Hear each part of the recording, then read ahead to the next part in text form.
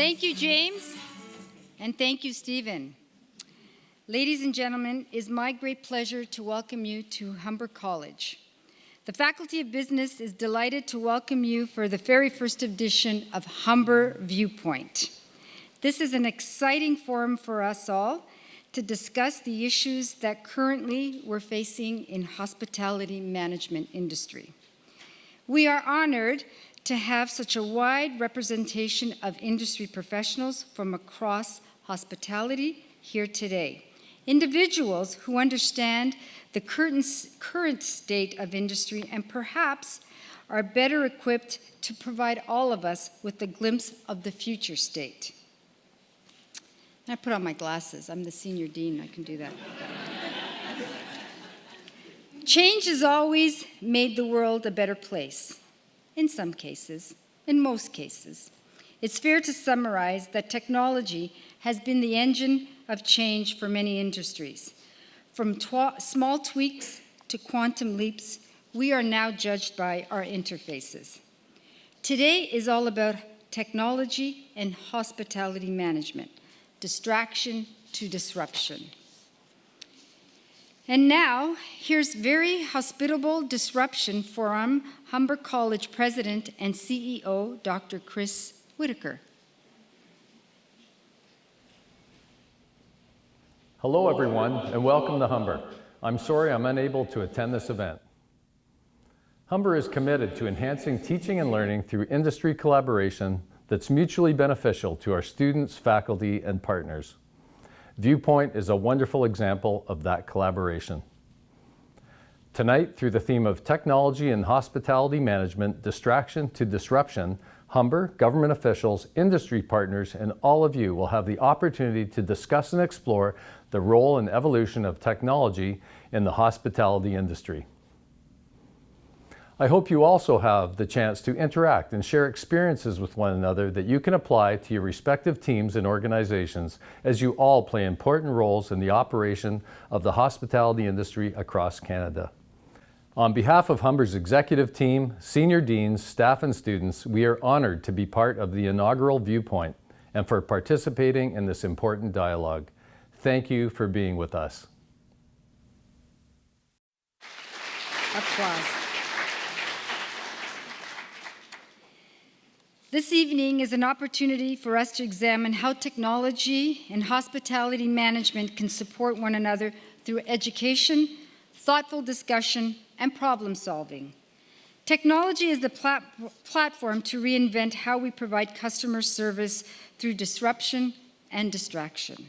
How do we proceed in an era of immediate, constant evaluation? How do we respond to Yelp reviews, TripAdvisor comments, and other search engine sites? I'll tell you how. We look to experts such as David Goldstein, President and CEO of Destinations Canada. Mr. Goldstein began his media career at the Canadian Association of Broadcasters, one of Canada's leading advocacy groups. He has led senior roles at Chum Limited and led the process of Chum's $1.7 billion acquisition by CTV Global Media. As Senior Vice President of Regulatory Affairs, Mr. Goldstein directed all of CTV's Global Media's majority regulatory and public policy submissions and key elements of the strategic shift from analog to digital media. Mr. Goldstein led the Tourism Industry Association of Canada in 2010 to 2014, where his long history in media and advocacy has helped raise political awareness around tourism. This led to key initiatives, including the Federal Tourism Strategy. Now President and CEO of Destinations Canada, a Crown corporation created to promote tourism in our country. David is an enthusiastic skier and a passionate amateur chef. I have a program for you. So, welcome, David Goldstein.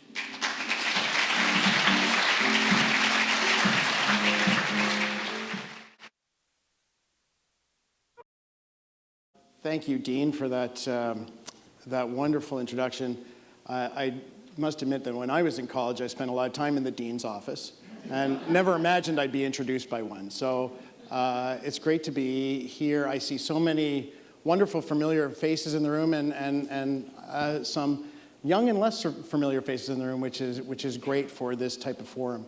I want to thank Humber for being so progressive putting on this forum in the first place. As you can imagine, I talk at a lot of industry conferences and I have a lot of opportunities to talk about what we're doing at Destination Canada, but I think this is a fairly unique forum, and I'm looking forward to sharing with you tonight a little bit of what's happening on a macro level in the tourism sector and how we at Destination Canada have responded through a fairly fundamental shift in change with regards to how we market Canada. And at the risk of sounding a bit professorial, why do we market? Why are we in marketing? And I'm not going to ask you to all come up with an answer, but at its very boiled down essence, we market to try and incent behavior in the marketplace that wouldn't take place in and of itself. So how do we convince both leisure travelers and business travelers to choose Canada? And that, as Destination Canada, that's our foundation. As the Dean said, we're a Crown Corporation. We have 4 major pillars of our central core, our essence. The one we're best known for is marketing. But the other pieces are to provide information to the sector, to help improve the competitiveness of the Canadian industry, both small and medium and large enterprise, and to be the custodians of the Canada brand with regards to tourism, or whether it's leisure or business travelers potentially coming to Canada. The vast majority of our activity is focused on bringing international travelers to Canada, be they meetings and conventions or leisure travelers. And that's largely because of a yield principle that I'll talk a little bit about in a second. And really what we've had to go through is a massive transformation from what was a traditional sort of ad agency model to pretty well a digital media production company. And that's where I'm going to sort of walk you through the changes that have taken place from the customer's perspective. I know we're going to hear later about some of the other technological changes, but from a marketing perspective, I think it's important to get a sense of how we find those consumers. So imagine there's 1.4 billion travelers traversing the planet right now. And of that, there's about 250 million of those who are what we consider to be long-haul travelers, that it would be a key market for Canada. Now, if my friend John Mamela, who's now the Chief Marketing Officer for Tourism Toronto, if he was here today, he would, and he might be more interesting than me, he would tell you that we're in a golden age for 3 reasons. We're in a golden age because tourism itself is one of the fastest growing sectors on the planet, outpacing global growth by almost double. So if you're in the tourism business, you're in the right place. Number 2, there's probably never been a better time to sell Canada. From a competitive perspective, from a brand perspective, and from some of the headwinds that I'm going to talk about in a second, there's never been a better time to sell Canada, and for that we think there's a golden age or a renaissance in the Canada brand. And third, if you're in the marketing business, there's never been a better time. We've never had tools in the toolbox that are more efficient and effective than some of the digital media platforms that we are able to work with right now. And effectively, if you'll follow the analogy, 1.4 billion travelers, 250 million of them are long-haul travelers. That's a big haystack. That's 250 million needles in a 1.4 billion piece of hay. And what is the magnet that we are going to use to pull out, let's say, 20, 30 million of those travelers on a regular basis? So the sector's never been stronger. And despite some of the things that are going on in the global economy right now, it will continue to outpace the global economy probably twofold. And that has a great deal to do with growing middle class, changes in structure on airlines. And we have our friend Duncan Bureau from Rouge. I think some of those carriers like Rouge have really changed the fundamentals of global travel and have really opened the world up. But there are also some headwinds. We all read in the newspaper or online some of the issues that are facing the global economy, some geopolitical issues that are creating headwinds. I just came back from London, and they don't even want you to say the B word anymore, like they're so tired of it. And that not only has an influence on our UK market, but our other European markets as well. So you can't minimize those issues. Some of the geopolitical issues and diplomatic issues, for example, with China, these are all things that are creating what I would call small headwinds to what is a larger, great story and great opportunity. And we think, a particularly strong opportunity for Canada. I'm going to tend a couple of, we all hate numbers, but well, not everybody, but I like numbers. I want to position Canada's competitiveness in this sense. This is a $100 billion industry to the Canadian economy. 79 or almost 80% of that is domestic Canadians traveling within Canada. And we like domestic travelers. They're great customers. But we know in most international markets, that spend is probably 2 to 1 or 3 to 1 over the domestic market. Now, in the structure of Marketing Canada, from time to time, Destination Canada has done domestic campaigns for various reasons. The most recent one was to celebrate Canada's 150th anniversary. But predominantly, the provinces and the cities take the lion's share of marketing for those domestic travelers, especially in the area of MC&IT, sports, festivals, those types of what we know as citywide events that are really important to driving compression for hotels.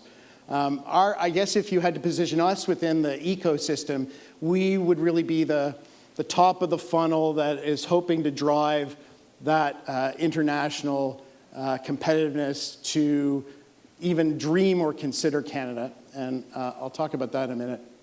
But of that 21% that is international receipts, that's over almost $22 billion worth of economic activity.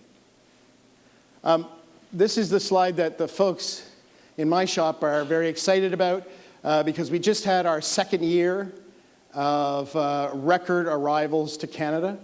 I usually ask people, I know the guys with the cameras are pissed off at me right now, who could tell me what happened here?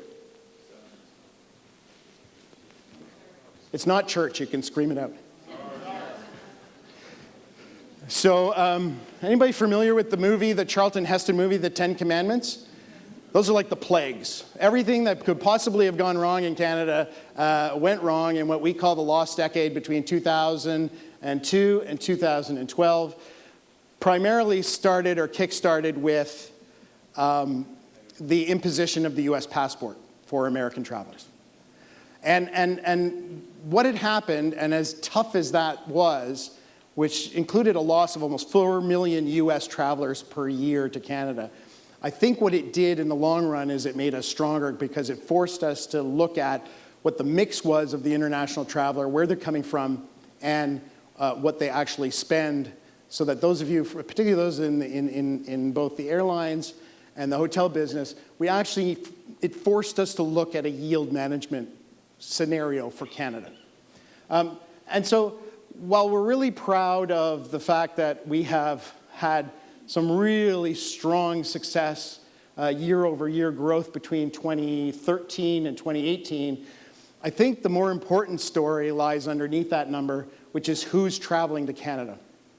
And back in 2002, I call this, it's not an apples-to-apples scenario, it's sort of a Granny Smith to Macintosh. The difference was, from an arrivals perspective, in 2002, 80% of that, 80% were U.S. Arrivals, 19% were overseas, and you can now see it's 32 to 68.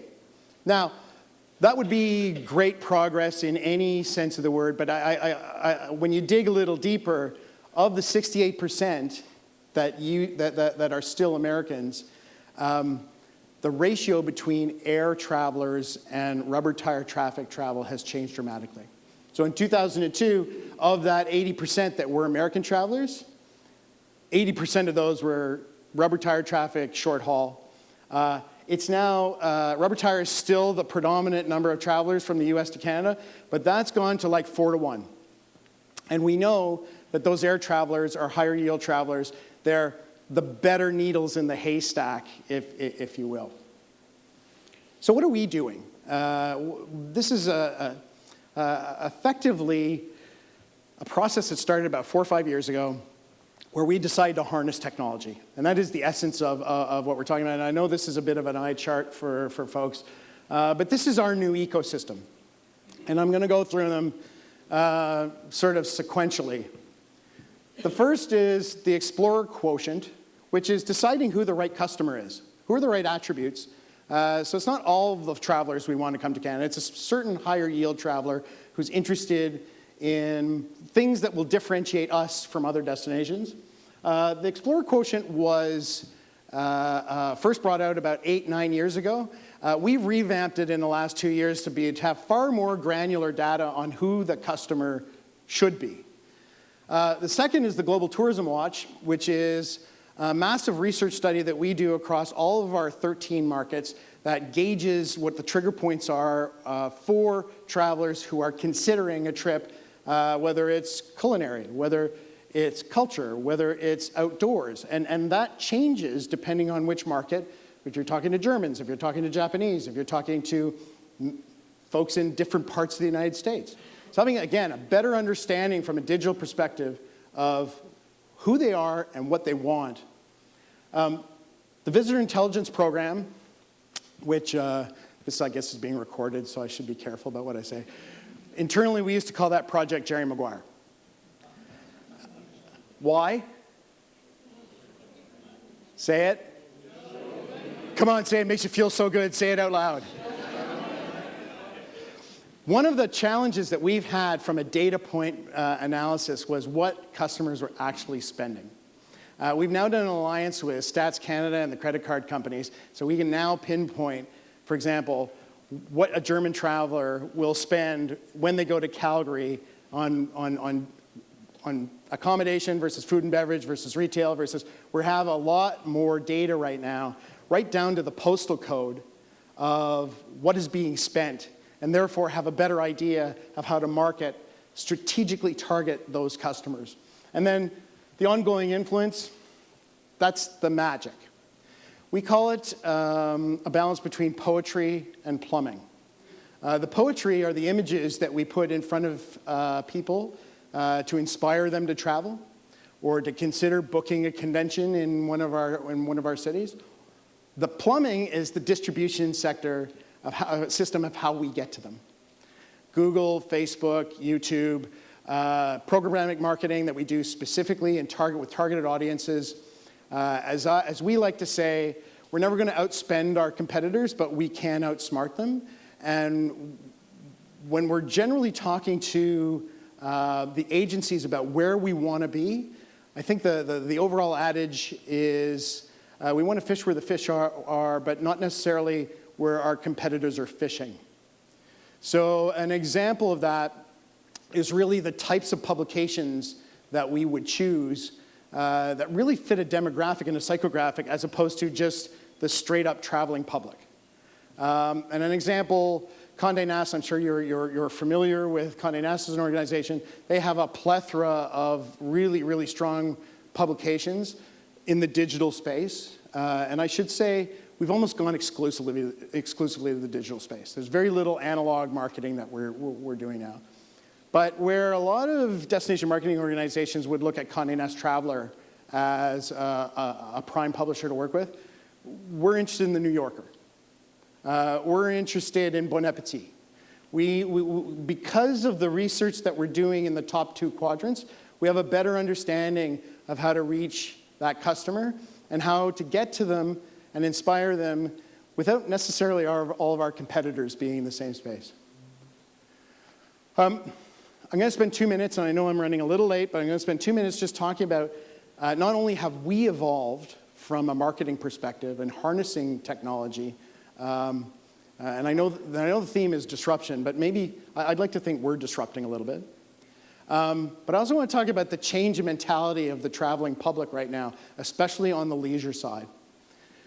Back in the early 2000s, and really for 100 years before that, we were talking about destination marketing.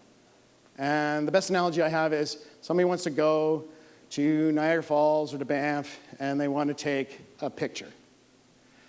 Fast forward to the mid-2000s to the last few years, there was a lot of talk about experiential marketing or experiential travel. So I'm going to go to those locations and I want to take a picture of myself. Me in front of Niagara Falls, me in Banff Lake Louise, me, and pick another spot, the Eiffel Tower, anywhere else. What we've seen through the research is now we're entering an age of what we call transformative marketing, where the traveler wants that vacation or that trip to change them, to be part of something that changes who they are, that benefits them. And there has to be sort of a badge of pride and a payoff for them that's really going to be the bragging rights for when they get home. So first phase, take a picture of Niagara Falls. Second phase, take a picture of me in front of Niagara Falls. Number 3, put the camera down and do something experiential within the area that's going to be something that you write home about, that you talk about, that you tag. And well, first of all, it's important that we know what's going on. And we need to know how we compete against our main competitors in this space. But more importantly, it's the message that we put, it's the dream that we put in front of folks so that they can see themselves in the frame. I'm going to show you a short video, and it's a bunch of clips. Last year, again, going to this notion that we've become more of a digital studio, we did about 140 different pieces of content last year that appeared in 13 or 14 different markets. So I'm just going to give you a bit of a glory reel just to give you a sense of how we're taking real people, not just influencers, but real people, and putting them in the frame. Oh my God! Oh my God! I'm Clara Amfo, and I'm a broadcaster from the UK. Welcome to Canada. Salud, gracias. I got somewhere. Salut, je m'appelle Victor Mercier. Nature here is just heaven. Paradis?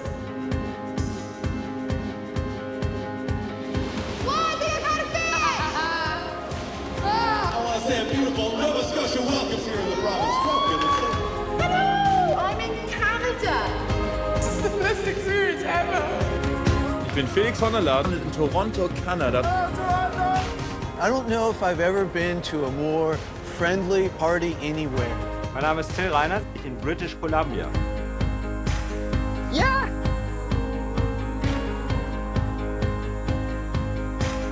Nous sommes dans la province de l'Ontario.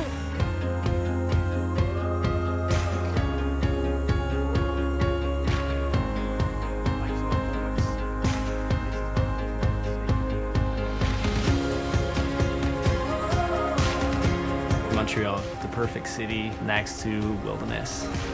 This is a growing experience for me, to be a strong woman. Thank you, Canada! Sounds great.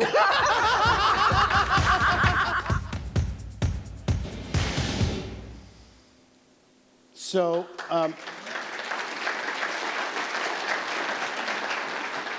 yeah, I get to show that stuff all over the world, but I get to stand on the shoulders of 120 people working all over in our 12, 13 markets who do a remarkable job. And let's be honest, getting up every morning and selling Canada isn't the hardest job in the world. I'm going to leave you with this. I started off with why marketing. And marketing is to change or to create a change in the marketplace that wouldn't exist in and of itself. And the battle we wage is not to the wallet, but through the heart. And there is a family sitting in Lethbridge right now. There's a couple sitting in Kyoto, Japan.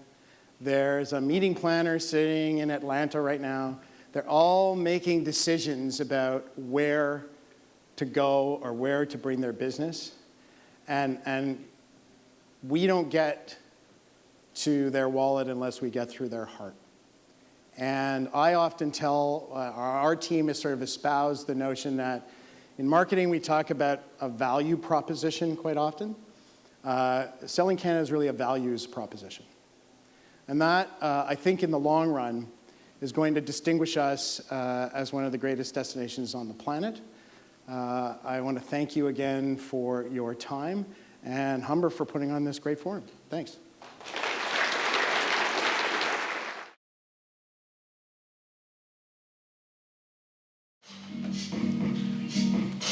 Thank you, David. Thank you for sharing with us your transformative vision of Canada and how we, as an institution and as a progressive institution, can adapt some of those ideas that you've shared with us this evening in our world of hospitality management. Thank you very much. Well done.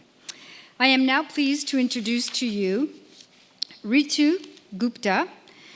She is our moderator this evening, and I'm just going to have a little bio that I'd like to read about Reetu. Reetu Gupta has been in the world of real estate and hospitality with a passion for both industries. Reetu is president and CEO of the Easton's Group of Hotels, with 17 across Canada and more than 6 under development. In 2012, Reetu created and launched the Gupta Group, a residential real estate arm of the company. The high-rise condo multi-use development has broken sales records and won awards. Reetu is also the Chief Strategy Officer of Rogue Insight Capital Limited, the division of the Gupta Group focused on angel investing. So, it's no surprise that in 2017, Reetu was named one of Canada's top 40 under 40. Reetu is an inspiration not only in her industry, but across all businesses for women. Please welcome Reetu Gupta.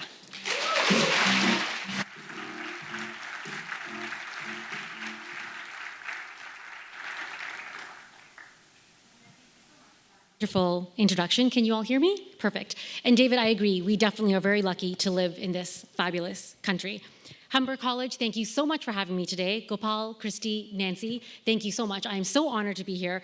We have amazing panelists today. They are filled with so much knowledge, so much experience. You'll be hearing today from industry leaders in airlines, hotels, and senior living, from brands, from owners to managers, which is going to be really fantastic. And of course, we're talking today about technology, a topic that's a hot topic. You can't open a paper without seeing this word technology. I guess paper and technology don't even go together anymore anyway.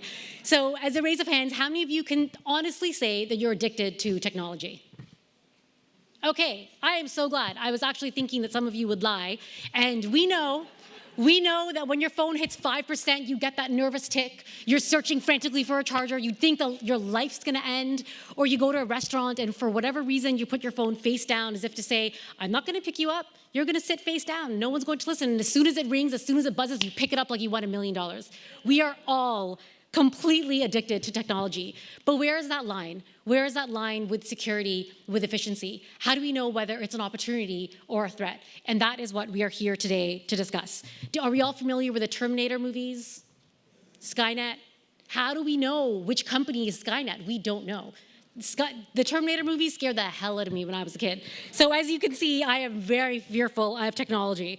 I'll tell you a funny story, actually. My brother is here. He's the CIO of the Easton's Group. He uses Siri on his iPhone and Alexa at home. So one day he wakes up, he stretches, he decides to find out what the weather is, and asks Alexa, hey Alexa, what's the weather? Somehow Siri wakes up and says, not funny, Suraj, not funny. If that's not Skynet, I don't know what is, and this is exactly why I'm scared of technology. Today, our panel will be absolutely fantastic, and at the end of the panel, you will have a chance to do some Q&A. So now, without further ado, I would like to introduce you to our panelists. Our first panelist today is Don Cleary. He's the president of Marriott Hotels of Canada. He is responsible for 244 hotels in Canada, and 22 of them are under the brands of Marriott's that are available in this country. He began his career at Marriott 25 years ago after graduating from Notre Dame Law School. He's also held many leadership positions within the organization across the globe, including Area Vice President for the Western region, as well as executive positions in asset management and international hotel development in Central and South America. In addition, he was COO and CFO in the Asia-Pacific region, and he has great stories about India, let me tell you. He led all of the continent finance functions. Please welcome Don Cleary to the stage.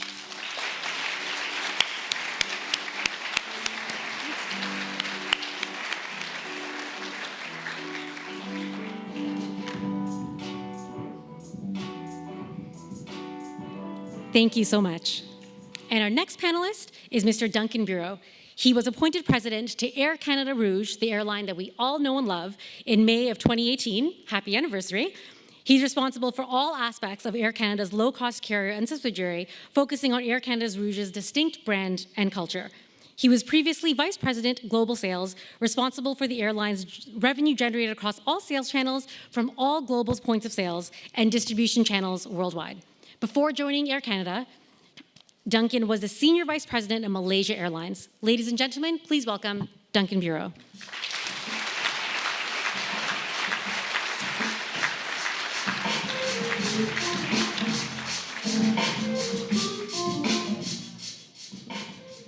And our next panelist, Dr. Steve Gupta, founder and chairman of the Easton's Group of Hotels. Steve Gupta is a serial entrepreneur. He's a developer of high-rise condos and owner and operator of hotels. Easton's Group began in 1979 when he purchased a small truck stop, and today he's expanded that to 17 hotels across Canada under the brands of Marriott, Hilton, and IHG. In 2014, the Gupta Group was launched, and there we had Mr. Gupta's extensive hospitality experience that was brought to the condominium market. As most of you know, Mr. Gupta is my dad and my boss and my dad. This makes life incredibly confusing, let me tell you, but I'm very honored to work with him every day. Let me tell you a few tips. Don't ever be on the other side of a table with him when you're negotiating, ever. You will lose, I'm telling you right now. Also, when we were growing up, he always taught us, don't take no for an answer. That was his one mantra. As we grew up, and he has 4 kids, we started saying that back to him. It wasn't the happiest household in the world.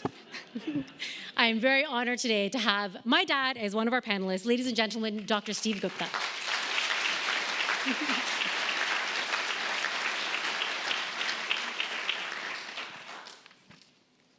And next, we have Robert Chartrand. He's the CEO of Olympic Hotels and Resorts. Robert is a CPA, CA, and a member of the Canadian Institute of Chartered Accountants. He joined Olympic Hotels in 1983.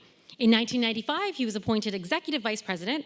In 1997, he introduced Ocean Properties, a US-based privately held hotel company, which resulted in Ocean acquiring Atlific.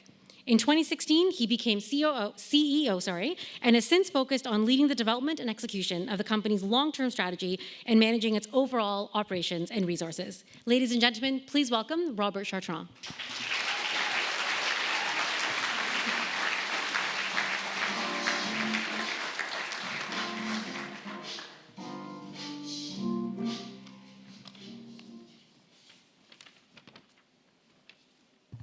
And next, we have Thomas Vulner, President and CEO of Rivera. Thomas studied science of business at Queen's University, Rotman School of Management, and Harvard Business School. He has extensive global experience in biotech, pharmaceuticals, and healthcare. He began his career at Eli Lilly and previously led organizations including Life Labs, CML Healthcare, and Therapure Biopharma.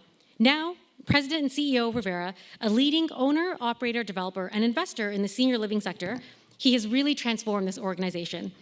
In 2014, he led the organization through a number of different strategies, including strategic partners in Canada, the US, and the UK. And Rivera now has a portfolio of more than 500 properties internationally. Please welcome Thomas Vulner.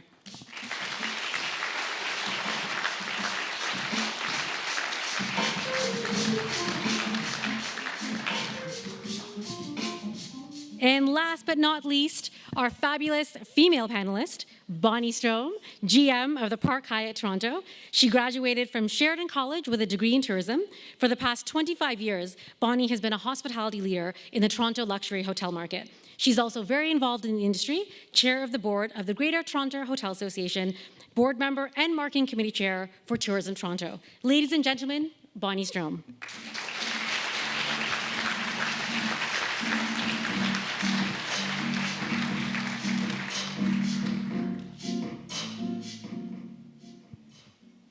Welcome, everyone. How are we doing?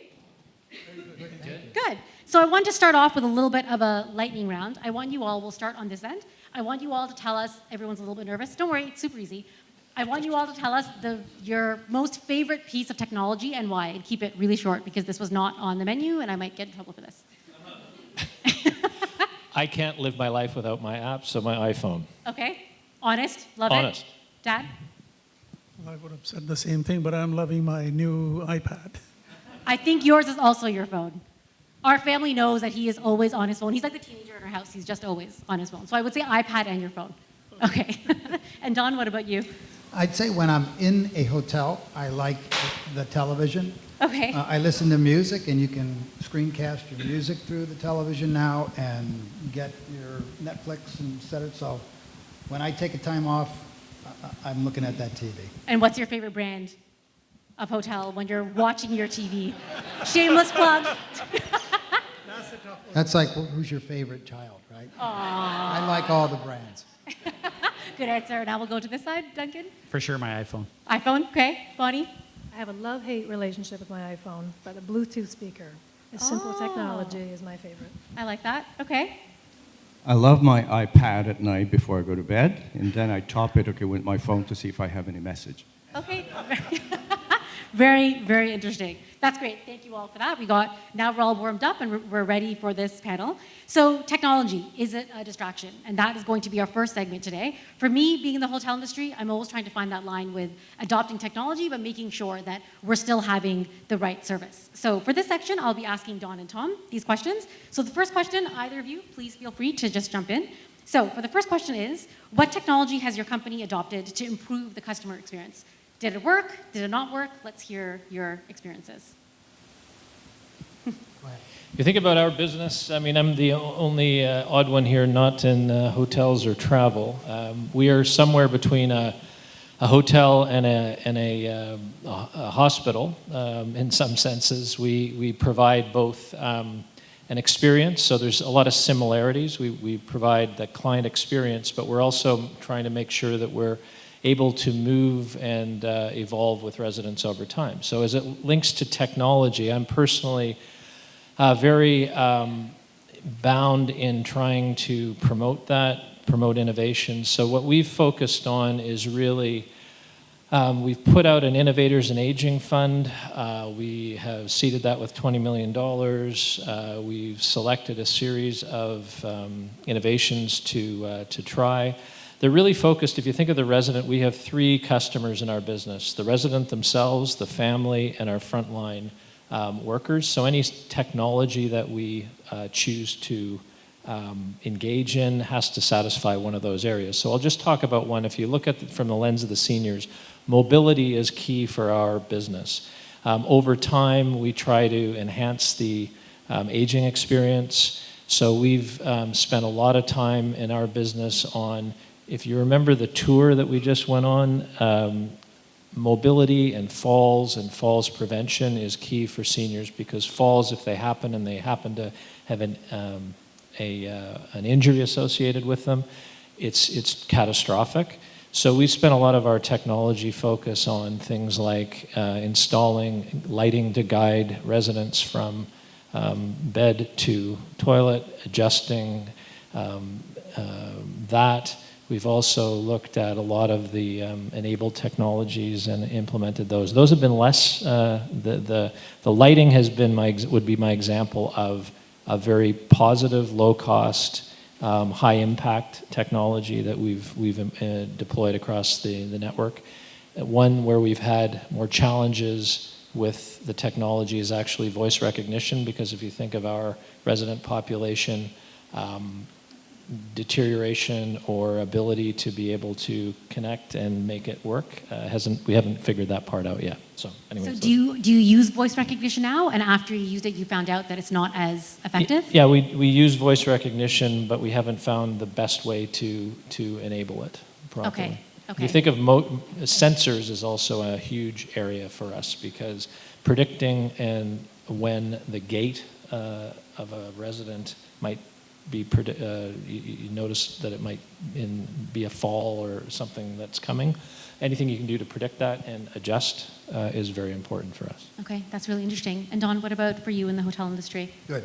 Well, you said customer experience, yes. right? I mean, obviously technology is part of all aspects of the hospitality business, whether you're building hotels, marketing. I think David captured really where we are. I mean, I've been in the business long enough to remember when marketing was billboards and newspaper ads. It's a whole different world then, and I think nobody's better at it than Destination Canada. But in customer experience, I think we at Marriott bring a philosophy of trying to let people recapture the experiences that they have in their home. And so you have got to keep up with that technology because that's what their expectation is. So we have a lot of things, and I would say at the outset that many of these things are in various stages of being rolled out. We test a lot of things in our hotels. Some of them work, some of them don't. But the things that I think are growing, I would start with Alexa. We have Alexa in our hotels for ordering room service. Not in all of our hotels, but at various stages and various brands of enabling them with Alexa for room service, lights, and other aspects of your room. Of course, the television. If anyone's been in a hotel room now, the television is a lot bigger than it was even 2 or 3 years ago. The standards keep growing. The technology through that television continues to grow. I mentioned the Bluetooth capability, the ability to stream your own content onto that so that you can recreate the experience you have in entertainment that you have at your home.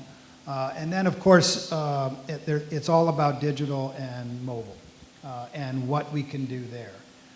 And that really is, I think, the big growth area. We've had mobile check-in and check-out for quite some time, but within a couple of years, we will have mobile keys. So talk about change. That changes the definition of the front desk. I don't think it necessarily eliminates the front desk, but it certainly changes if people are going straight to their room on their mobile because they've been able to check in online. So and in the meeting space, we have a meeting services app so that you can immediately, when you're in your meetings, be able to plan, communicate during your meeting, get service, all the way through to one source for billing at the end of your meetings. So again, from a customer service standpoint, we have an awful lot of initiatives, but I think a lot of it rotates around digital. That's really interesting. So I actually saw a video today where you have Marriotts in China and they're able to check in with facial recognition. So she used, I guess she has the iPhone face or whatever it is, that facial recognition software. So she opened up her phone, she booked the room, got to the hotel, didn't go to the front desk, went to the kiosk, again, recognized her face, and her key was spit out. I honestly half expected that she would just transform herself into the room somehow. It was so futuristic. Do you see this technology coming to Canada? Do you think Canadians would be as accepting of this technology? We're testing it, Okay. and I think that facial recognition is to go to a front desk or a kiosk to get either your iPhone enabled or to get a key, right? But I think probably, and various countries require certain levels of identification when you show up in the hotel, providing passport numbers and things like that, which we don't require in Canada. So what I think we'll probably skip over that and go straight to, you'll be able to download your key on your mobile phone, walk in the door and go, it'll tell you what your room is, not unlike what the airlines have been able to do. The majority of people, at least that I know, and I'm sure we'll hear some statistics, but the majority of people now use mobile check-in for airlines. And increasingly, those numbers are growing in the hospitality industry and certainly at Marriott. So that's interesting you make that comparison because I'm thinking about with the airline industry, you can check in from your phone. but you still have that human touch. So for both of you in your industries, how are you going to keep the human touch while also making sure that you're up to date with technology? For us, I mean, we're a people serving people business.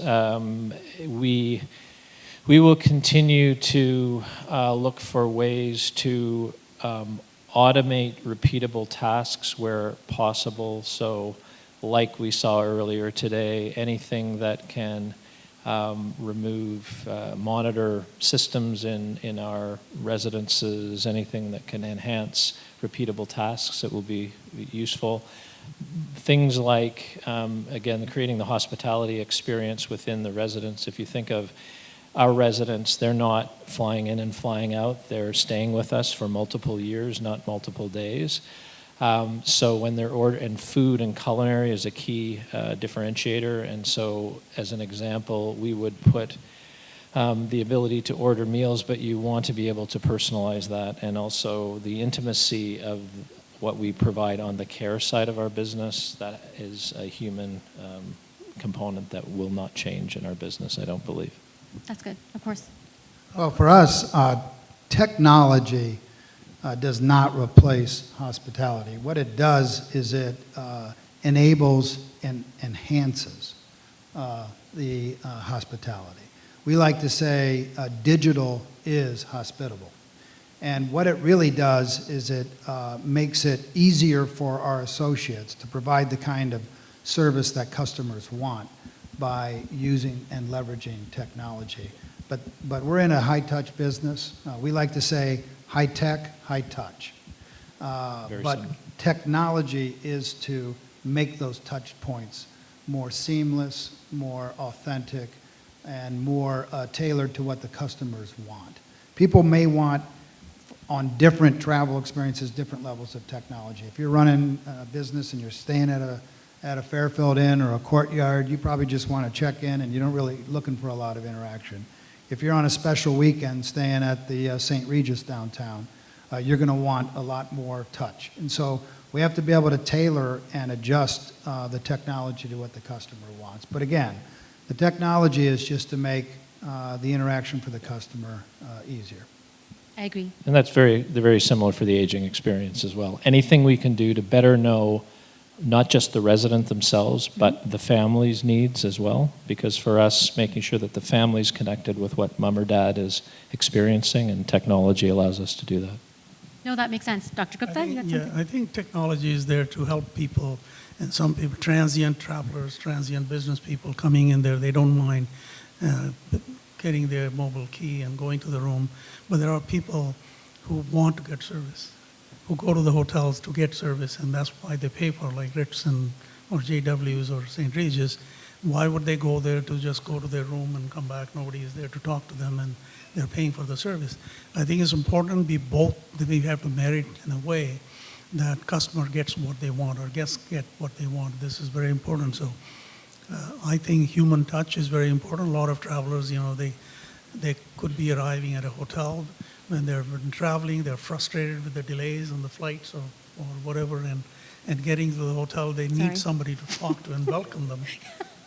And yeah, it does happen. And so it's important to have the human touch there to provide them the service and the comfort when they come in and greet them. And the mobile phones cannot do that. Of course. Do you have a rebuttal? I wish there weren't any cancellations or delays.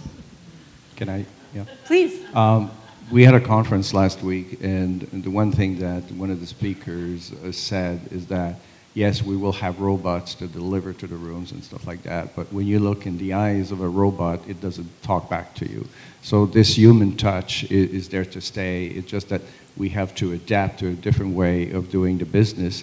And it's very true what you're saying is that some will want the service, go to the front desk, but to what Don was saying, for those who want to go straight to their room, maybe we'll have a replaced person who will greet the people in the lobby just to say hello, hi, how was your flight, welcome home.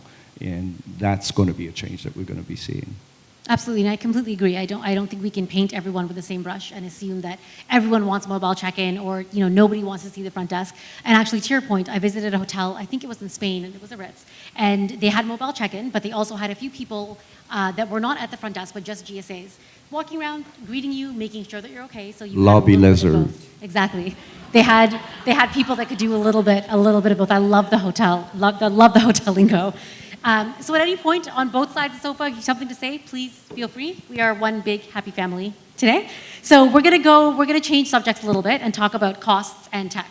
Obviously, the more costs we have and the more futuristic the technology is, the more expensive it is. I know as owners, obviously that gets a little bit frustrating and you really have to figure out what is the best way and is this going to make you money. So for these questions, I will be gearing it towards Steve and Bonnie. But again, anybody else on the sofa, please feel free to join. So, Dr. Gupta, I'm going to ask you first. When you're looking at technology for our amazing company, what do you look at and what do you weigh when you're looking at new technology?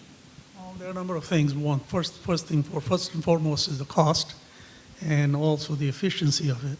And then how we can implement, is it going to increase the guest experience, so bring more business? Many times we decide to go for the technology if you see your competition is behind, and so it gives you an edge over your competition. And also brand requirements, they're ever changing. I just changed one this evening, and thanks to Humber College showing that big giant TV over there. And Mr. Clary sitting next to me says, I'm rolling out this TV as a brand standard today. So things can happen, but we all adapt, and I'll be saving money for that, by the way. And so it is important to look into the details of what technology can do and offer, not only to the hotels, our associates, and also to the guest experience. So when you're talking about technology, you also don't know if it's going to give you an ROI. So how do you make that decision? Well, that's a great question for an entrepreneur. Return on investment, without that, I don't do anything. And it's very difficult in technology. In real estate, if you say, if I get my initial investment back in 5 years, I'm happy. But in technology, you can invest lots of money. It may not be any return. But normally, we like to get money back in 3 to 4 years if we can, because it's changing again, and then you have to reinvest. And it's not like iPhone that you manufacture one iPhone for $300 and sell it for $1,500. So we don't have that technology or that ability to charge that much money from our customers. So when you're building a hotel and you're starting from scratch, you're doing all the black lines and whatnot, tell us a little bit about, because I know with YPP, we had a lot of different technology with the windows and whatnot that were also environmental as well as a great tech to be put into the buildings. Maybe you can tell everyone about that. Sure. In most of hotels, when we're building, at the time when we build, they are ahead of the competition, ahead of the time, ahead of the brand, and much better than in the brand standards, and not only in Canada, but in North America. We have looked into, recently we're putting that technology into, it's a California-based technology for the glass. As the glass changes, it shades basically, cuts the heat coming in from the sun into the room at different time of the day. You can set it up with a little chip computerized. And there's 40% to 50% premium, but over the years it pays. And we are very seriously looking into one project, and it has a hotel as well as a full-service hotel as well as a residential tower. So that kind of technology is the future. And then all windows, obviously, in all hotels is very hard to replace that. We're looking into new systems where they can have sensors in the room, and the door sensor is first, then the thermostat has a body heat and also the motion sensor, because the three ways to find out if the guest is in there, then adjust the heating and cooling. It also saves when the guest is not there, you can turn it down in the heat or the cooling also. And so there are a number of technologies going in now. I think technology is so ever evolving so fast, it's hard to keep up with it. You buy a phone, next year it's changed, and you buy a TV, in 6 months they change and add some more things. How many times do you do that? And so we'll try to stay ahead of the competition, ahead of the market, and provide our guests the best possible experience that they can get for the money they pay. No? Do you have something? No, you're good? You look like you have something to say. Bonnie, what about you? So I know being, on the front lines every day, I'm sure you have a very large technology wish list. Can you tell us a little bit about some things that you might be incorporating into your hotel? We won't use me as a personal example of needing a technology wish list because I wish it away in my daily life many times. That's exactly what we want to hear. But Hyatt sees technology, they view it as an opportunity to scale care. We have, all of our decisions that are made with technology have to have a significant impact on our guests, our colleagues, our meeting planners, and our owners. And if it's not going to have a big impact, it's not something that we look at. An example, Don mentioned Alexa in the guest rooms. We have in some of our brands, some of our portfolios, in-room technology. At the luxury level, we've made a decision not to put it in the guest room because we just haven't seen the returns on it that outweigh the resources that are required to use the tool for what it's intended to be, which is a marketing opportunity within the hotel. And the guest, we would rather divert energies to the World of Hyatt mobile app, which the guest can use no matter which hotel in the portfolio they're in, as opposed to one individual hotel that may have a different technology than another. So some of those things are a little more guest touch. Things like building automation systems, all of those things, they make my director of engineering giddy, and our owners who are here with us today giddy as well, and they're very important aspects to incorporate.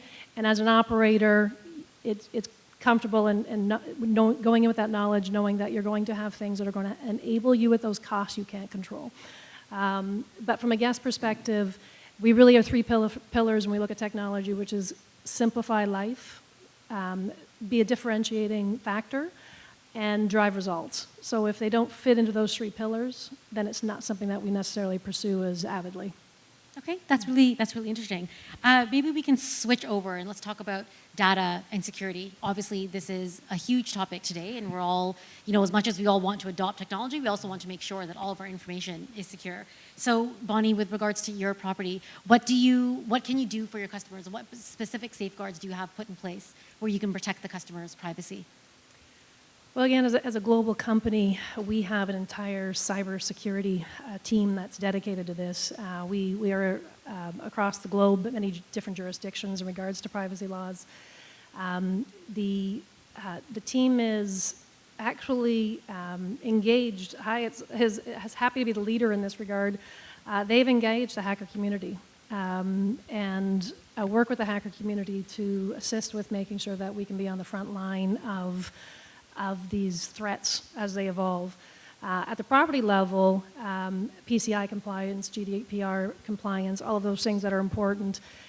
It's about making sure that the team on site and the team globally is aware. So Hyatt from the top down, from the board of directors to the president and CEO, has a very strong cybersecurity awareness policy throughout the company. It's trained annually through our employees and audited as well, so that we can make sure that we're meeting all of the compliance requirements and are keeping it top priority for guests. That's really great. So how do you go about with regards to updates? I just updated my laptop 2 days ago, and today I got an update saying your security is out of date, and I find that just happens almost every week. So how do you make sure that your security and your cybersecurity is updated? It's just an ever-evolving process from the global efforts. We really don't have to worry about it at the property level because it's just mandated and loaded to us directly at the property. The cyber group, there's almost 20 people that are dedicated to it at the corporate office level. That is just to be ahead of any of these threats as they come, and maintaining and managing all the properties throughout to make sure that all the properties continue to update as necessary. Of course, that's great, and that's very, very, very important. And Dr. G, last question in this segment is for you. So, what is your company's policy about buying and selling data? Because I know this is a huge topic right now. A lot of companies are opting in to do this. Absolutely not. Absolutely not. We will not allow that. You cannot fiddle with somebody's security. I don't want my information going somebody else. So we don't have that much deep resources, but we rely on the brands like Marriott to guide us, because they have a lot more people looking into that. For me, any data that guest provides us, that's the most important thing.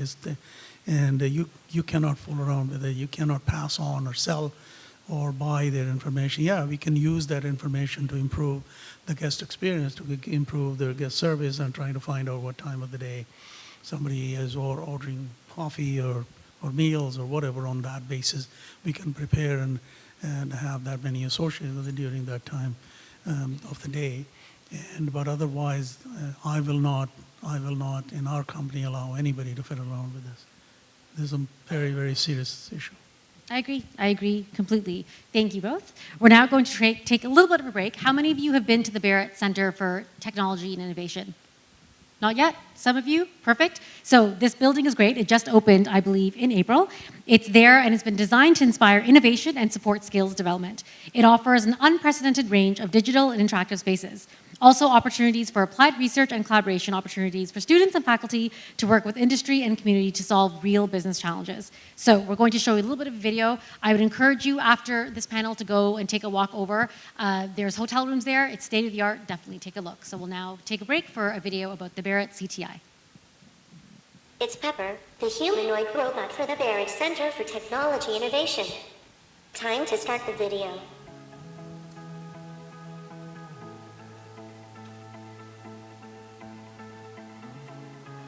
This is a very exciting moment for us as we celebrate the opening of the Barrett CTI. This amazing, innovative facility really showcases what our polytechnic model of education is all about.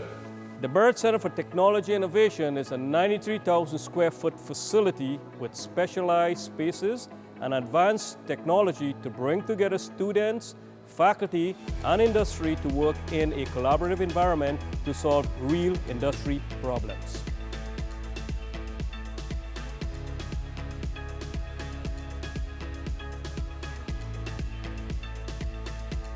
Bob Barrett and the Barrett Family Foundation always had an interest in giving back to the community, and their support was the catalyst for the Barrett CTI at Humber.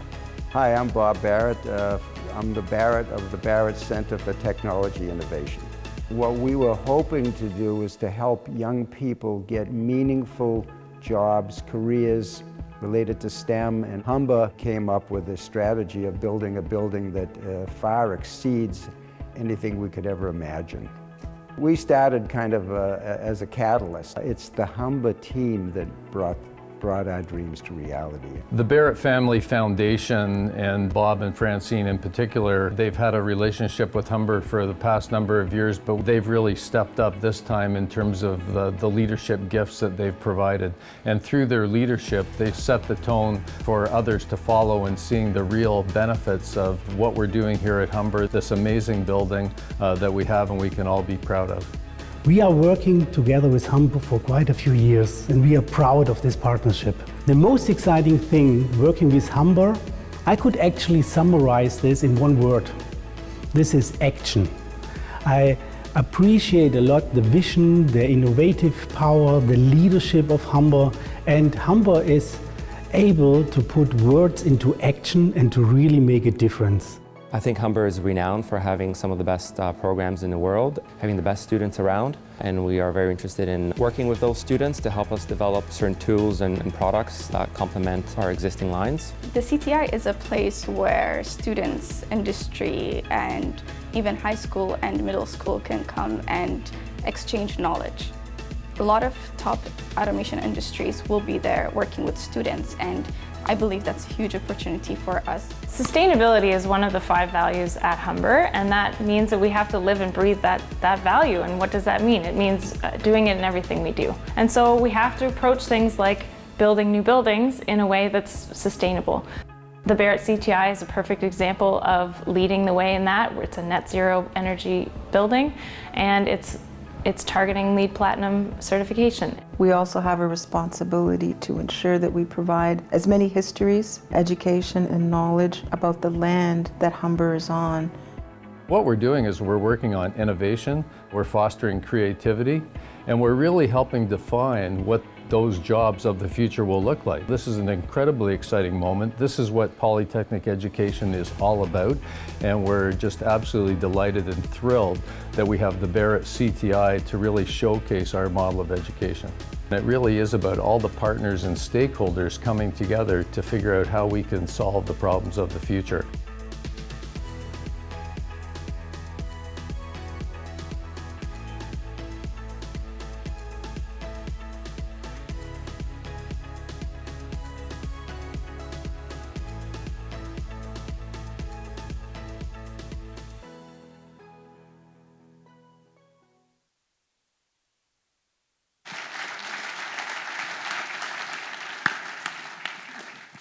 So our final segment today is based around jobs, education, and disruption. And I know a lot of people wonder, and they have that fear, that with the use of new technology, are we going to be losing jobs?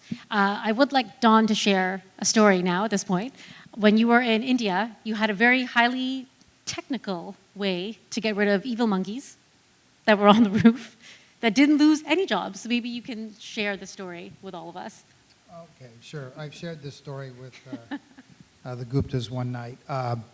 You know, for those of you that have traveled to India know that they have an incredible culture of hospitality that goes back centuries. They're some of the best at providing luxury travel experiences.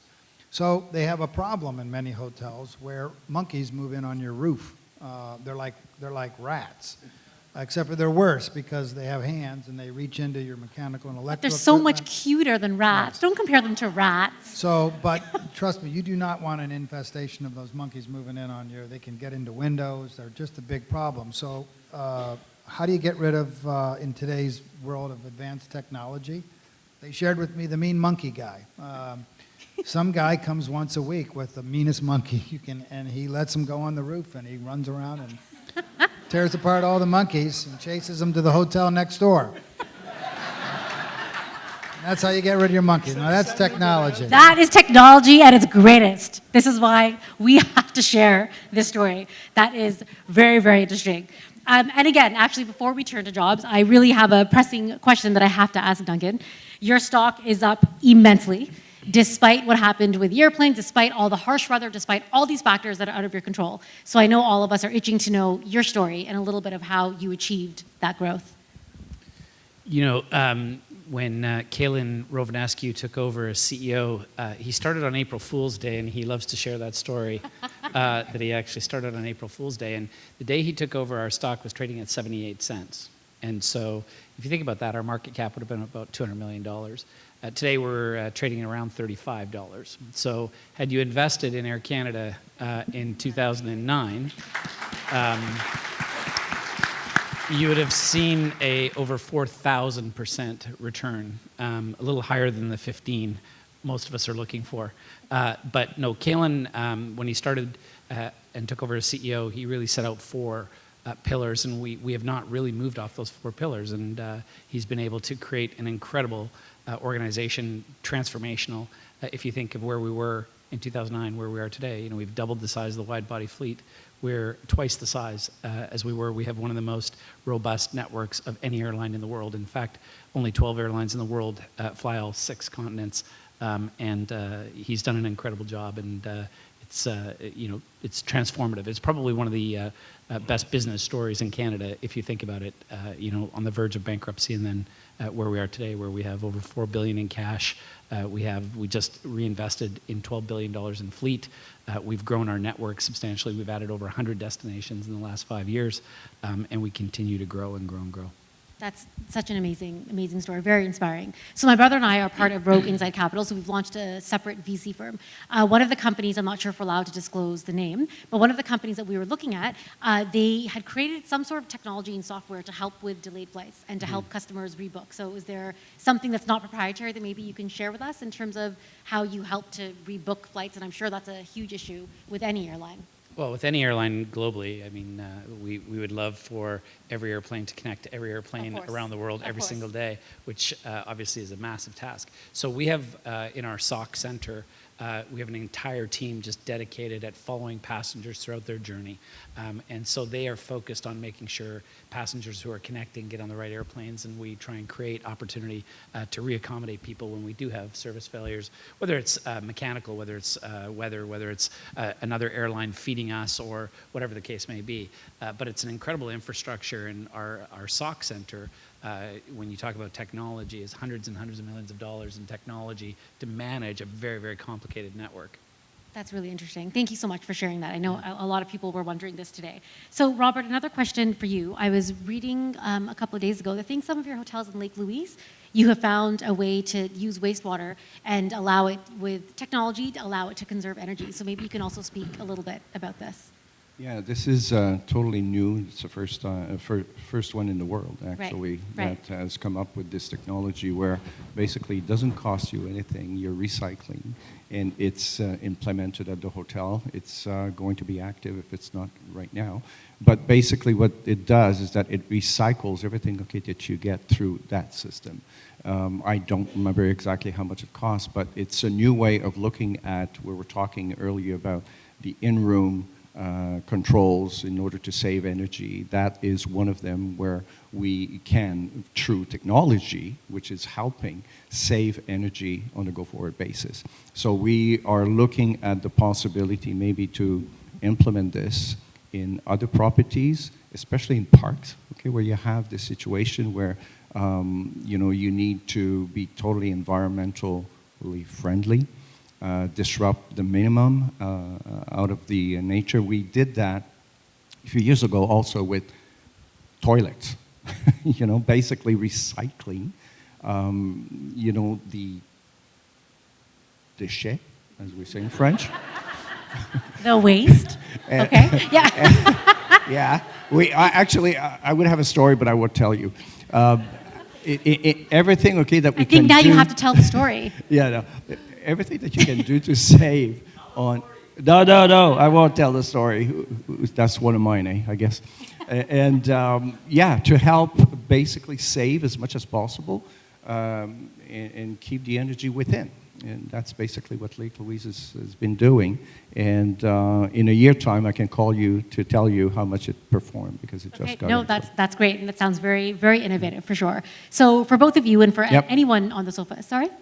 For anyone on the sofa, now you have, there's lots of technology. Are there any jobs that have been replaced, or are there any jobs that have been made completely obsolete with the use of technology? Yeah, I can say something on that. You heard David at the outset, when he was talking about the hospitality business being one of the fastest growing business. You heard Don, with the new construction going on, and the tourists coming in, and that applies to all the countries, basically.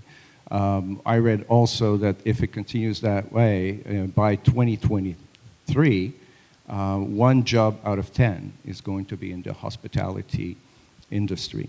So if you're asking me, and if I'm telling the students, because I have the privilege to be quite highly involved with the hotel school in Montreal, back home, they have a terrific program over there, and although technology is evolving and is there to stay, and more so, we will need to adapt to it, and the individuals will never be replaced by technology, at least in the way that we understand it. So as far as I'm concerned, I would say that anyone who's coming in and want to make a career out of the hospitality business, there's never been a better opportunity to jump in and work with technology, because technology is not going to outdo you. I would say, from an Air Canada perspective, we've created an incredible number of jobs. So we certainly have moved jobs that were repetitive, we could replace with technology. But with the launch of Rouge, we've added 2,000 net new jobs into the tourism. And obviously, airlines, every flight that takes off, or every new flight, new operation, there's hundreds of jobs attached to every single new flight. And so we are certainly continuing to grow jobs in the tourism sector. And at the end of the day, we're in the customer service business. We just happen to fly airplanes. So it is about creating unique experiences and that interaction with passengers. And that's something that we're very focused on at Air Canada. That's really great to hear, and I think it's a good message for everyone to know as well that technology, and I agree with you, I don't think technology is going to replace anything. There's always, when you use technology, you're going to have human jobs there as well to make sure that everything is working. So I completely agree. In terms of the airline industry, Duncan, for you, can you tell us a little bit about where tech is going and if there's anything new that's coming on the horizon? Well, again, if you think back, we're a 105-year-old industry. And Air Canada has certainly played a huge part in the development of technology. We were one of the first to develop the black box, was developed by Air Canada. De-icing, developed by Air Canada. Central reservation system, Air Canada was the first airline in the world to use a central reservation system. There's been so many leadership roles within aviation that Air Canada has led, and Canada has led, not just Air Canada, obviously. But from a technology perspective, I have our head of operations here, Chris Clark, and so he loves to fly airplanes, and he's always telling me to buy these gadgets and add new gadgets to the airplane. Things like heads-up display, things for our pilots that make our pilots' job easier and safer. Those are the kinds of technologies that we're talking about. We're in the process of installing a brand new reservation system, a PSS system, which really touches every system within our organization. It's a heart transplant. We're an 84-year-old company going through this massive technology change in the fall of this year. And so we're excited and nervous at the same time, but we continuously are investing in technology. Even if you think of the airplanes, where the airplanes were, when we launched 84 years ago to where they are today. Airplanes don't cost $1 million anymore. They cost $180 million. And so that technology allows us to continuously improve. If you think of our fuel consumption, we're down 40% in our fuel consumption based on the newer technology and the composite structure of aircraft and the more efficient engines. So it's just a continuous investment in technology that allows us to get better and better at what we do. That's really great. So on this side of the couch, do you have any other thoughts in terms of technology and job replacements? How do you all feel about that? That's a tough one. Well, it's not easy to let go. Most of our hotels are unionized, and we have that issue to deal with. It's very expensive to let anyone go, and it's hard. It's heartbreaking for us to let anyone go, leave their job, or if you have to, for whatever reason. So it has to be a balance in between both, and we have technology to see also taking care of our associates and the people who have put in a number of years in our business environment. We cannot afford to lose them. So we have to where we have to. We try not to. Have you both? Please go ahead. I was just going to say, in our business, again, anything you can do to make that intimate experience easier, any element of technology that can allow the individual to spend more time. If you're looking for a career that's hospitality related, place like Riviera, we offer, you have to have a desire to be empathetic to be in our business, but you are serving a purpose. We try to create experiences that allow people to have whatever stage of life they're at, an opportunity to do more of the things they love to do and less of the things that cause them to be strained. So any technologies that we can employ, we're always looking for ways to do that, but we have similar desires. The numbers of carers that are going to be required over time, if you think of both formal and informal carers, they will not be able to keep up with the demographics. So we have to have technology that enables so many different parts of our business to operate. Okay, that makes sense. In the Barrett CTI building, we saw a robot that was going to be used for room service. So for the hoteliers on the couch, what are your thoughts on this? And do you think that something like this would disturb the F&B departments in your hotels? Sure, I'll answer that one. I think technology is there to enable change, and sometimes that change may just be behavior. We have rolled out throughout the company something called Colleague Advantage, which is intended to take the back office of a number of systems and bring all that information to the front desk agent as they're with a guest. And as much as it could be interpreted that that was intended to really shorten the check-in process, reduce the number of people needed to have a guest check in, the purpose of it was completely different. It was a behavior change, which was to have the desk agent be less data entry oriented and conversational with it to create those experiences. So I think that's how we interpret that it's there to enable change versus it's there to eliminate a role. If the other opposite is, if it's something that's going to enhance a colleague's ability to do their job, whether it be in in-room dining, housekeeping, any areas of the building, that it's something to be looked at, but it has to bring value for that employee before it's something to be considered. Right. Yeah, I would like to add to this, Reetu, if you will. I came up with an acronym. Nobody heard about it before. So in preparing for this session, I came up with the PAW, P-A-W. Okay. In this business, and I'm with you 100% as far as being empathetic, and it's a C was talking about being empathy here. So the P should be for passion. If you don't have a passion in whatever business that you are in, you won't succeed. The A is for awareness of what's going on around you. I mean, technology is there, and it's not going anywhere than, just making your life a little bit more difficult every day. But if you are aware of what's happening, then you'll be able to cope with it.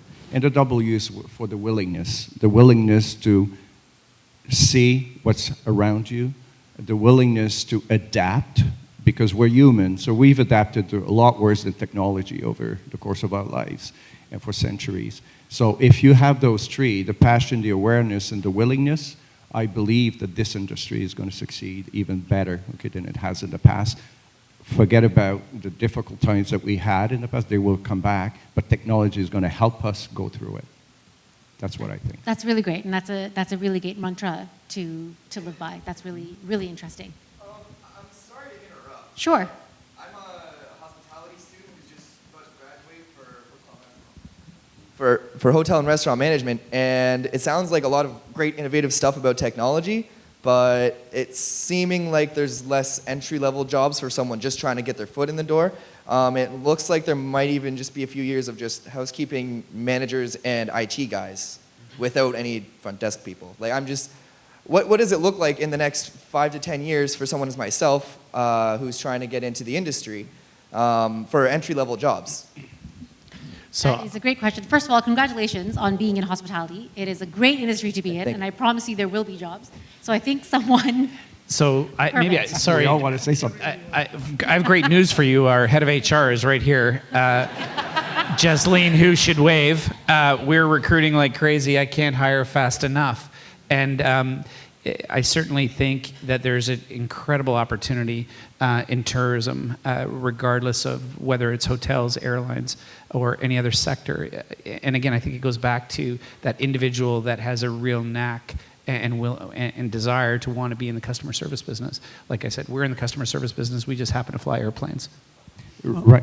On that note, we never have enough people, and there are a number of reasons. We are also opening brand new hotels from scratch, and every hotel needs anywhere from 100 to 150 jobs. So you will never not have jobs in hospitality industry. Segments may change. Some hotels may not have the front desk, because these are more mid-range, but people are more business travel. But like I said before, hotels like Ritz-Carlton, St. Regis, they're going to have service. They're going to have the front desk. So those jobs will never be eliminated. I'll weigh in on this. I don't think technology is going to replace jobs I think it's going to change jobs. And in some areas, it's going to create jobs. And let me give you just one simple example. You talk about a front desk person who historically has been a transactor. You come in, you check somebody in, you get a swipe of their credit card. As we evolve towards more of use of mobile devices to check in online and even forego, I see those people becoming more of customer service agents. And the classic example is we now have chat capability through our app. Once you've checked in, you can start communicating with somebody at the hotel for a variety of reasons. It could be, I want to order room service and have it waiting in my room when I get there at this time. It could be, I like more pillows or more towels. Things as simple as that to help me discover these wonderful experiences that are available at your hotel or in this market. So, and that's going to be, I would dare say that that's going to be a lot more stimulating and exciting to people like you to be able to provide that kind of personal interaction and personalization with customers coming to the hotel than sitting at the front desk with, staring at a computer waiting for that customer to show up. So again, I think it's going to be I think the future is going to be even funner because we're going to be able to take better care of our customers because of the ability of technology to enable and personalize these interactions. Do you feel satisfied? 2 thumbs up. That's fantastic. So you know what? Speaking of education, and we have a lot of entry level, we'll have all these students that are hopefully going to be coming into hospitality. So open question for all of you.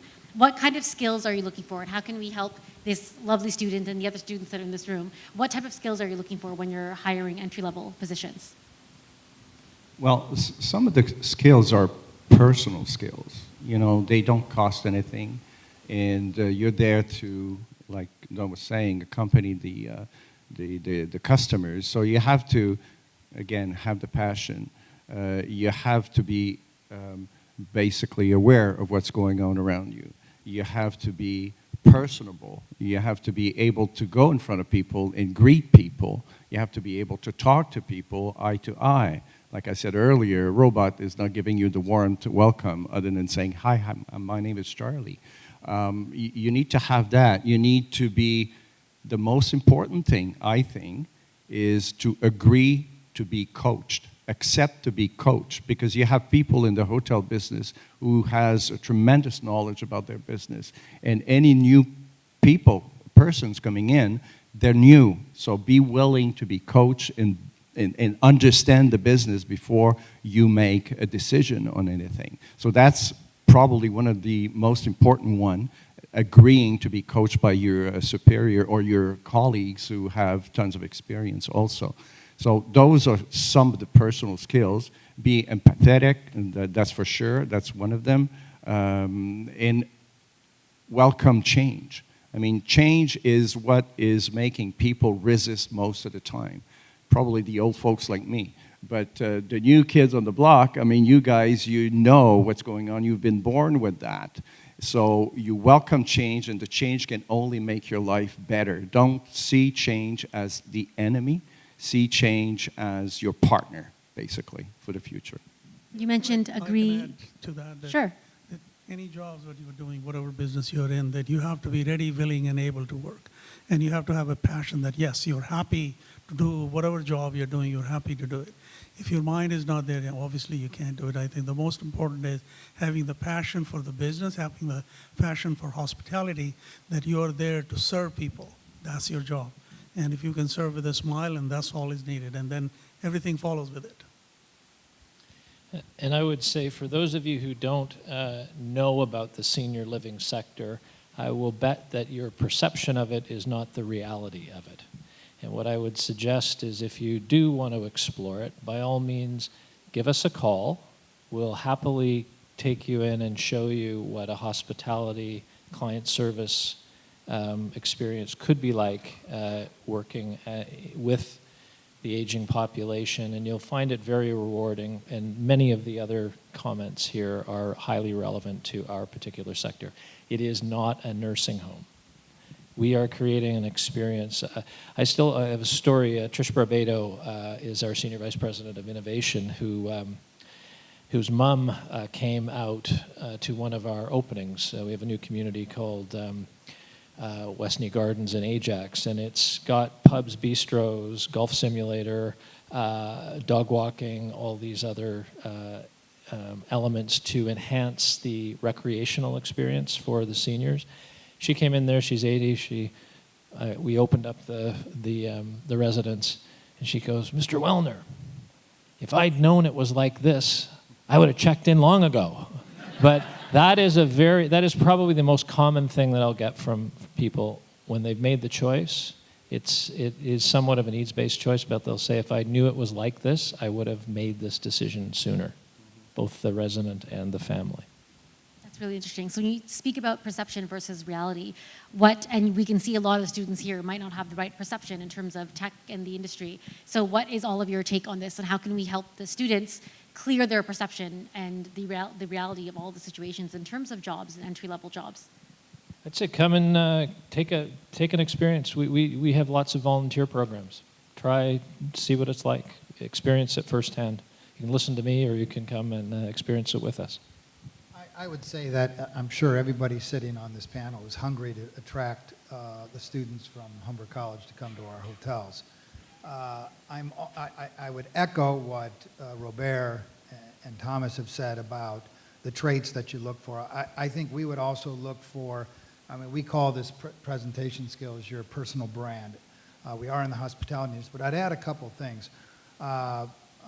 One, I often tell customers, it doesn't matter what your first job is. Just get in there and get in the game and do a good job in that job.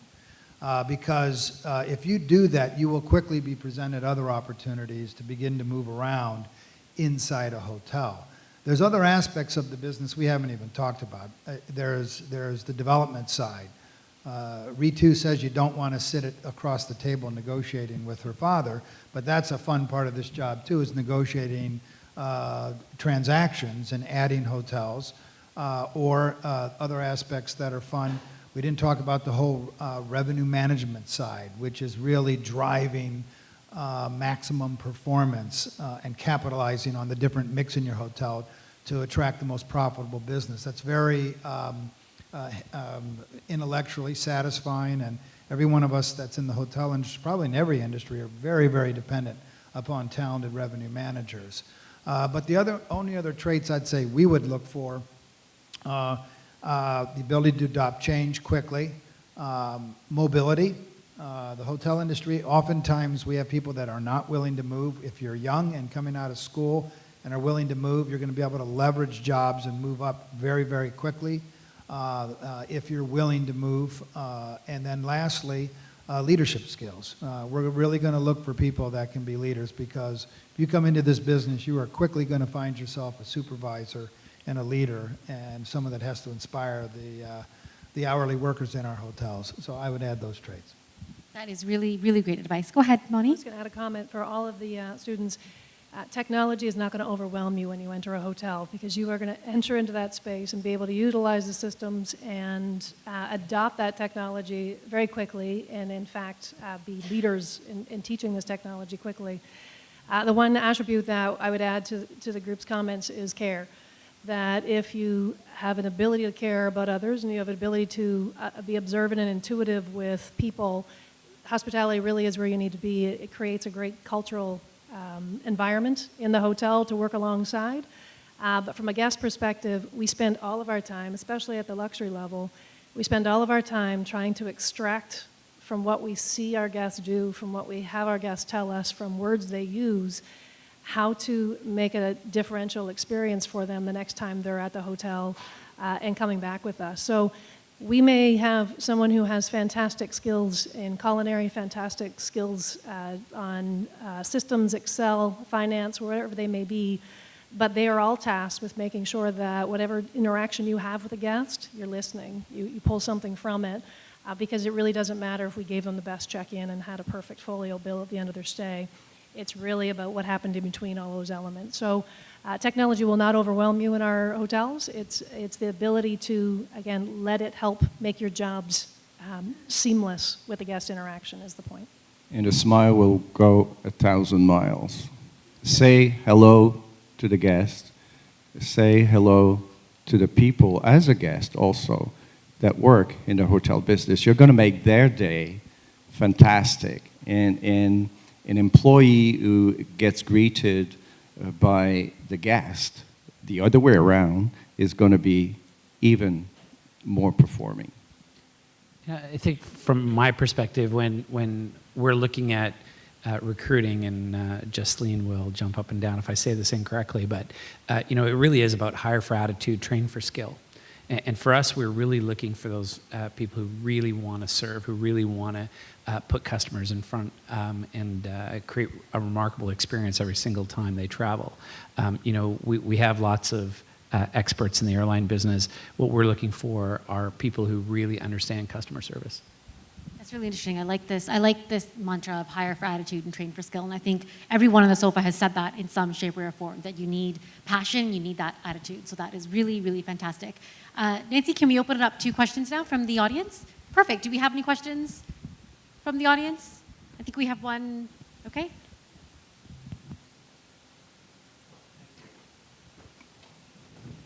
This has been a fascinating discussion. Thank you, everybody. My name is Ramesh Srinivasan. I'm Professor and Program Coordinator of the degree in Hospitality and Tourism Management with the Faculty of Business. We all know as educators what it is to be distracted in the classroom. And I'm talking about social media, which we've not talked about today. Social media is driven by technology platforms. And my question, therefore, is, in your brands, in your desire to differentiate yourselves, how have you leveraged social media to do two things? Increase customer service and drive business to your property. Great question. Anybody want to take a stab at Maybe this? I'll take a stab at this Sure. first. I think what I always try and get my team to do is I want to be the one telling our story. I don't want someone else to try and tell my story. I don't want the CBC to try and tell my story because they're not particularly good at it. What I would say is, we have 31,000 brand ambassadors. We have 31,000 incredibly proud employees who want to be there, who want to deliver great service, who want to get our passengers to and from their destinations safely and with a great experience. So I'm always an advocate of telling our story and being the one to tell the story. So from a social media perspective, I want to lead the way. If not that you follow me, but I'm very active in social media myself, and I always try and tell the story and set up expectations. If we're heading into a storm weekend or we're heading into a high volume weekend, sending out messaging about this is going to be a busy weekend. Make sure you get to the airport early. Make sure that you treat everyone around you with respect and be patient and be kind. For some reason, when people go to airports, I think sometimes they lose a sense of reality. It's a snowstorm. Planes don't take off in snowstorms. And so it's also a lot easier for me to fix the airplane on the ground than it is in the air. And so being rational when it comes to screaming and yelling at a flight attendant because of a snowstorm is probably not the most productive way.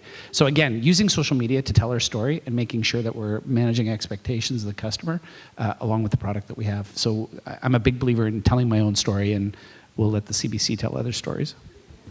Do you give airport updates in terms of how busy the airports are? Of course, constantly. You are going to get 1,000 new followers today.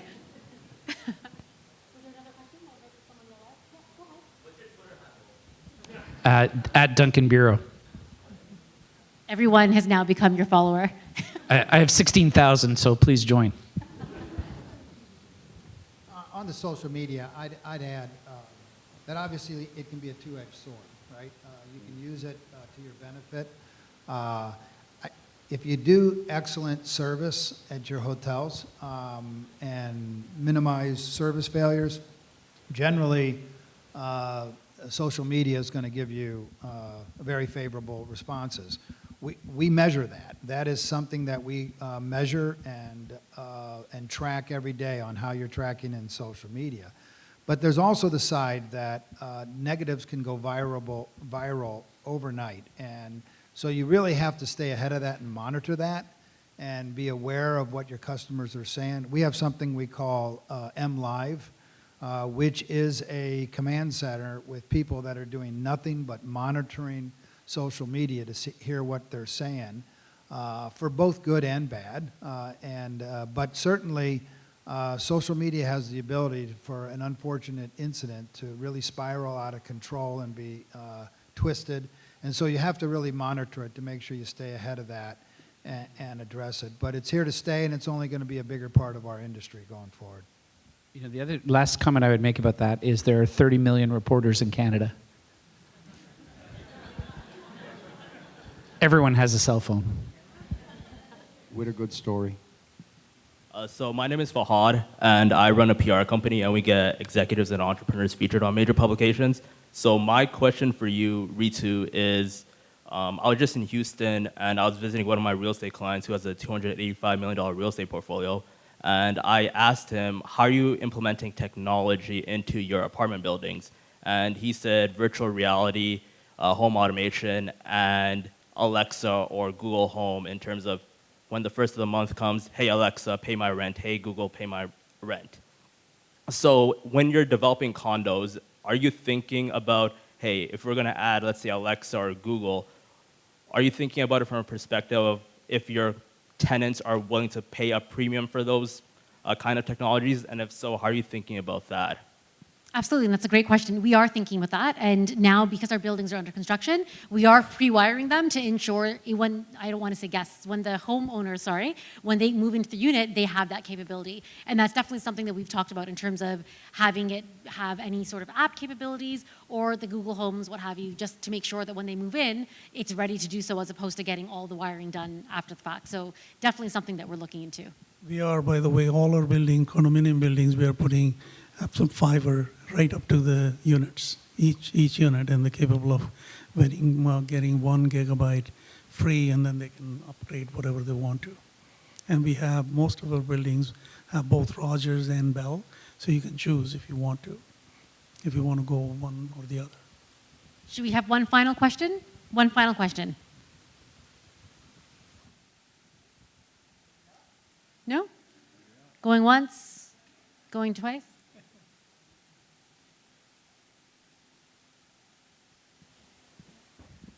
This is more of a statement than a question. Mr. Wellner with Rivera. I wanted to comment on your interest in using hospitality and customer service and having a keen focus on that with your business. And I know from some of your senior colleagues, you drew on people with experience in the hospitality industry, especially the hotel industry. And I wanted to just understand your thinking in bringing the hotel industry into Rivera to help you become more focused on customer service. Sure. It's a journey that we're on, and we're only at the very beginning of it from my perspective. I think our narrow sector of the hospitality business or care business, however you want to look at things, we're probably where hotels were at 20 years ago as far as the brand experience, and we're really trying to change that. So bringing people in that have had the hospitality experience, but this, hire for attitude, train for skills, we can provide support and training and an understanding of the care needs as well. We also, it's a regulated environment to an extent, even in the privately paid retirement business.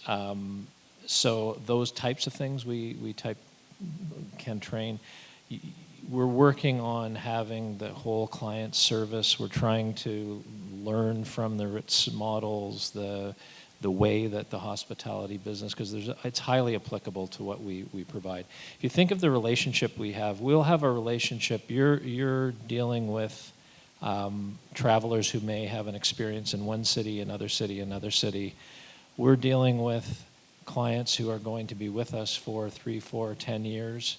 Their families, you need to intimately know them. You need to intimately know their current needs, the needs that may change 3 months from now, 6 months from now, 2 years from now.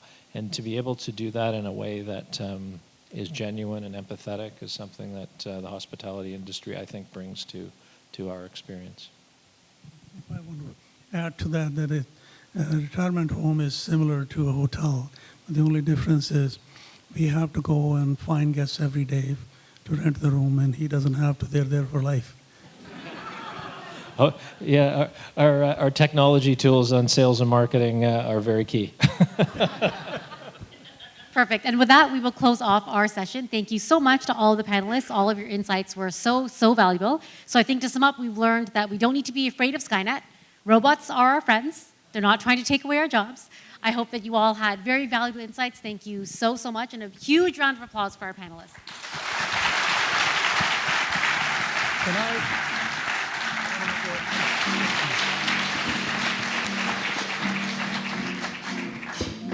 I wanted to say something for Humber College that I must say that I have been passing by this building probably hundreds of times in the last 3 decades or more. And today I was absolutely amazed to see the facilities and all the people and what the work you're doing here. And I congratulate you and commend your team of ViewPoint to put together this whole event and bring all the heavyweights from hospitality industry. I don't see them that often, but it's amazing job that what you have done.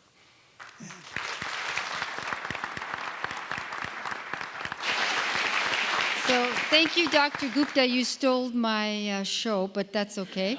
I wish to thank Reetu and the distinguished panelists. I think as the inaugural ViewPoint, we have set the bar for Humber College, but I would be remiss to say that as the Senior Dean of the Faculty of Business, we are as a post-secondary institution, in the business of educating the future. That's our job. We are in the business of educating career-ready citizens, and we can't do that without our engaging faculty and staff, and you, our industry partners, because you are the ones who will make a difference in a graduate's career. So thank you very much. Thank you to all. And in order to show our appreciation, we are going to draw a name in honor of those, well, one industry represented here. We can't do all of you. In terms of a scholarship, we are going to set a scholarship for one student who may need the help to further their education here at Humber College. So once again, thank you. And before I draw the name of that industry partner, I'll do it now. Drum roll. Anybody? Okay. Oh my God, I need those glasses again. Jeez. So, Shauna, yes. Amira Azad, Larco Hotels, GTHA Humber, Leadership Program.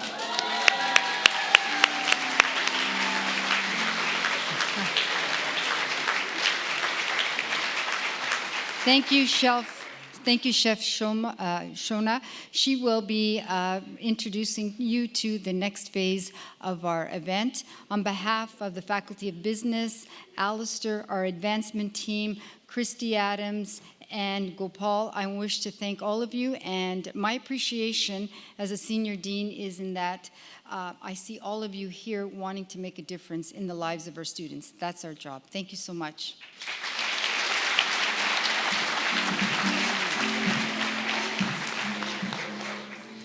All right. Hi, my name is Chef Shona Chalmers. I am the program coordinator for culinary management programs here. So this is time for a different type of disruption.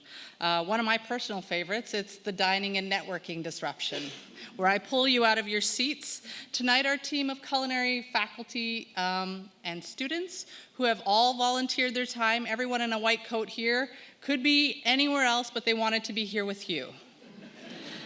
So no, really, all the students should be on summer holidays, but they found out that you all were coming, and this is the kind of students that care that you're talking about that are here today. So make sure you say hi to them. So our reception that we've created encourages you to think. You've thought a lot about technology, but now I want you to think about how you can be more responsible in feeding people. Responsible and sustainable, not just sustainable. So every single piece of food, and it's La Piazza out there. It's super fun, great eats, I promise. Everything's delicious. But it's responsible in some way, shape, or form. And you can ask the person who's behind the counter, and if they're not sure, there are tent cards at every single station, and there are ones around the room that say how it's responsible and or sustainable, and how you could maybe start this exchange with your guests, and how your procurement team could maybe start thinking about different ways of engaging your customers as well. And that's really it. It's not a technology thing out there. It's about you enjoying each other's company and thinking of new ways to feed your guests. So thank you very much. And please come join us.